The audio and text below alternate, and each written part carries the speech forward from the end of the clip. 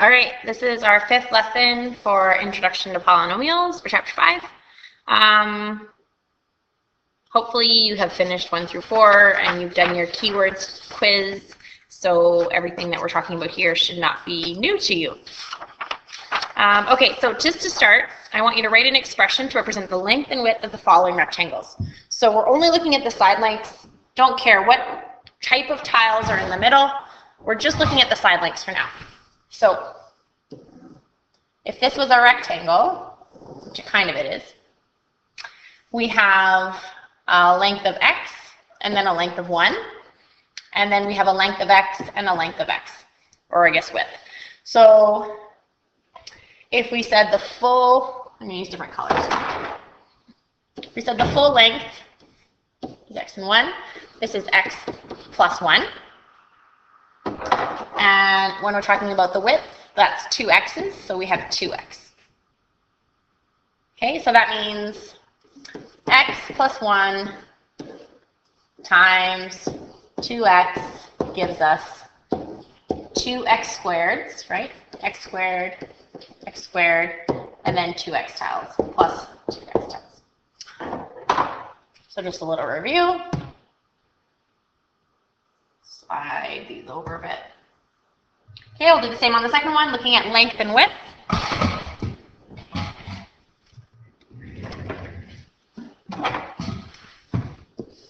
Okay, so we have a length of x and x, so there's a length of 2x. And then the width is x and x, so x and 1 and 1, so 2x plus 2. So 2x times 2x plus 2 gives us 1, 2, 3, 4x squared plus 4x's.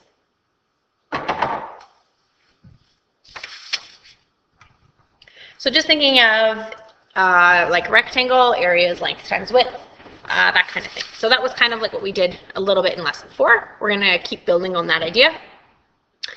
Okay, so the next thing I want you to do is we want to start putting expressions into like terms. And so when we say like terms, we want to put them with things that go together. So let's start by saying what like terms are. So like terms are terms. So they could be letters, they could be numbers, but there's no addition or subtraction signs connecting two terms. They're only single terms, so monomials.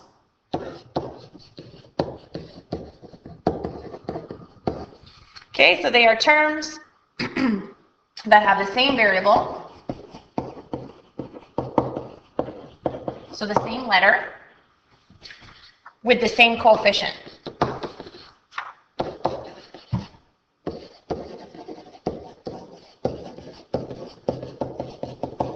So if we're thinking in terms of algebra tiles,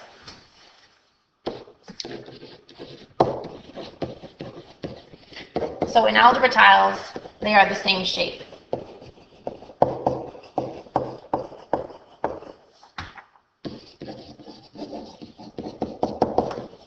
So if you remember back to the demo we did for lesson 3, when we started looking at algebra tiles, we said that you can't just take a handful of algebra tiles and say, you know, I have 10 algebra tiles, I have 10 monies.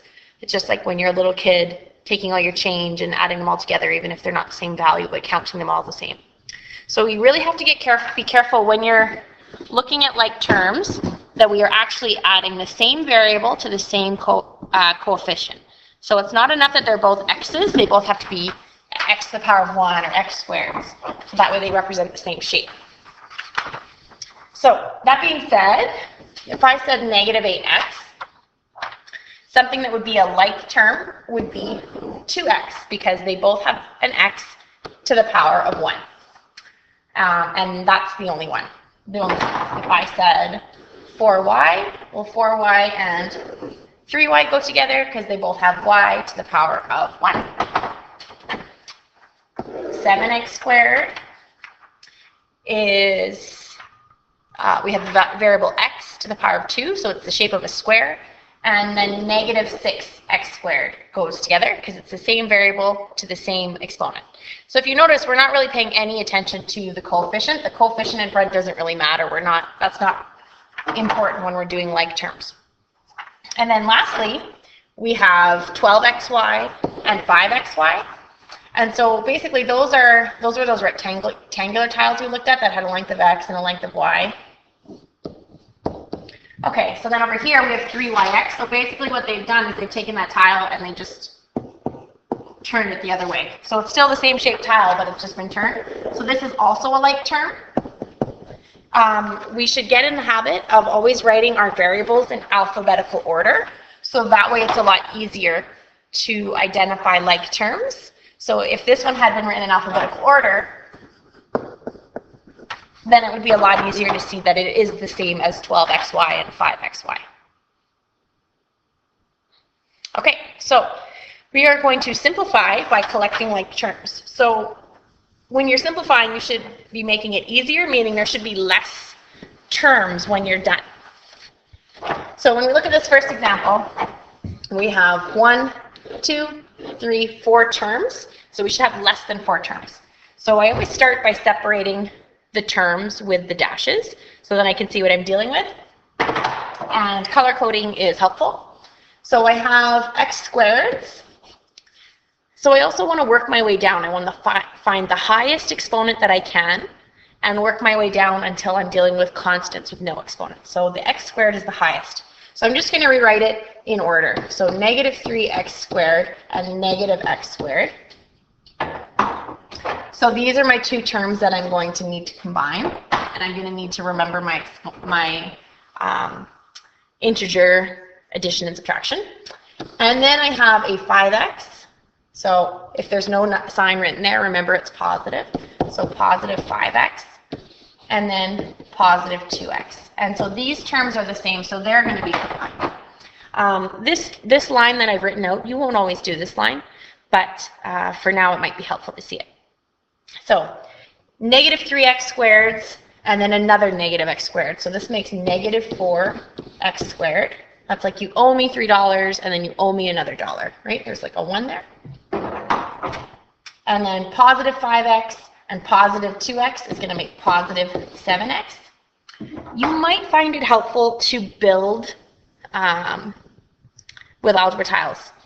So if you built this polynomial and then grouped the shapes that look together, we're going to do this in class tomorrow. It's really hard for me to demo this in a video for you using the smartboard. So we will definitely do that tomorrow. We'll do B the same way. So again, we're going to start by separating into terms. Oh, sorry, let me go back to A for a sec. And so now we have a binomial, and they both have the same variable x, but one is x squared and one is x to the power of 1, so they don't represent the same shape. If you remember, x squareds look like this. Okay, so this is 4 negative x squareds, and then we have 7 positive x's. So the positive x's are going to be colored all the way in, and they're going to be like this shape. So 1, 2, 3, 4, 5, 6, 7. So once you see them as the shape, hopefully you can see that, okay, we can't put those together. They're not the same shape. We can't add those. So now let's go to B. So again, I'm going to look for my highest, separate my terms, and then look for my highest exponent and work from there. So just the x, those are the highest. So 2x, and it's a positive because there's no sign, so it's positive 2x, and then negative 2x, and then negative 6, and positive 1. So I'm going to combine my like terms. So the x's I combine, so I have 2 positive x's and 2 negative x's. Well, hopefully you can see that these equal to 2 0 pairs. So they cancel each other out. So that's equals 0. And then we're going to combine negative 6 plus 1, and negative 6 plus 1 is negative 5. So all of this for B simplified down to just a negative 5. Okay, and again, we could use our algebra tiles to help show that a little bit better. Okay, so I'm going to show you how to do this with algebra tiles. So I would like you to take a second and either sketch it or build it if you're doing this at school and you have algebra tiles. Otherwise, sketch it out, and then we're going to use the cross-out method. So by the magic of the computer and the internet, I was able to build that really quickly. So we have 4x, negative 2x, positive 3, and then negative 6. So then the next thing we need to do is we need to group the tiles together to make 0 pairs. So remember, one positive x and one negative x will cancel out to a 0 pair. One positive 1 and one negative 1 will cancel out. So when we're grouping them to make 0 pairs, 2 positives and 2 negative x's will make a 0 pair, and 3 positive 1s and 3 negative 1s will make a 0 pair.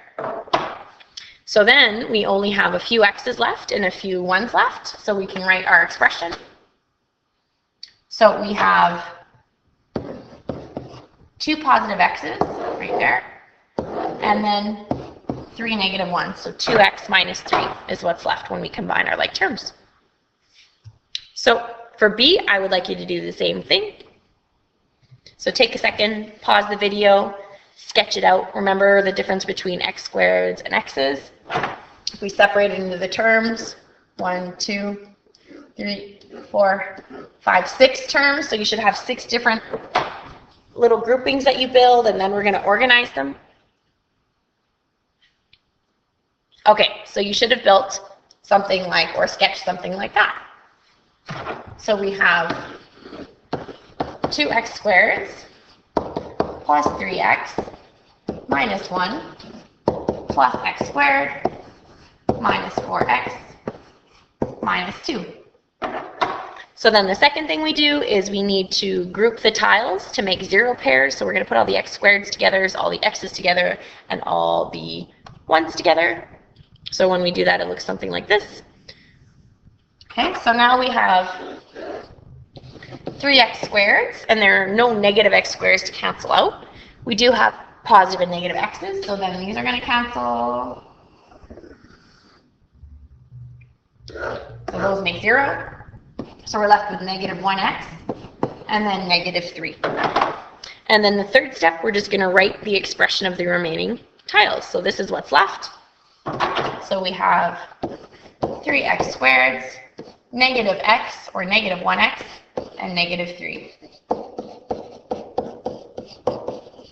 Okay, either way you write it is fine with me. And we do always want to write it in terms of biggest shape to smallest shape, or highest exponent to lowest exponent. Okay, and so that is it for lesson 5.